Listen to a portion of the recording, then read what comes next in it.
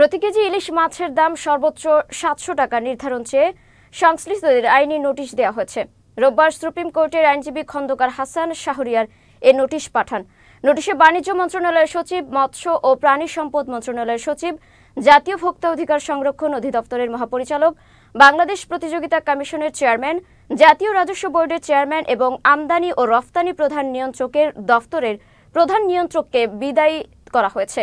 এছাড়া আগামী ৭ দিনের মধ্যে ইলিশ মাছের পাইকারি ও খুচরা বাজার মনিটরিং করা, ইলিশ মাছ সীমান্ত দিয়ে অবৈধভাবে পাচার রোধে কার্যকর পদক্ষেপ গ্রহণ, সাগরের তাপমাত্রা বৃদ্ধি বা জলবায়ু পরিবর্তনের মতো বিষয়গুলোর বাস্তবতা মেনে ভারত ও বাংলাদেশ মিলিয়ে একটি অভিন্ন সময়ে বা কাছাকাছি সময়ে ইলিশ মাছ ধরার নিষেধাজ্ঞা বহাল রাখার বিষয়ে লিখিতভাবে ভারতকে আনুষ্ঠানিক প্রস্তাব দেওয়ার বিষয়টি নিশ্চিত করতে নোটিশে বলা হয়েছে।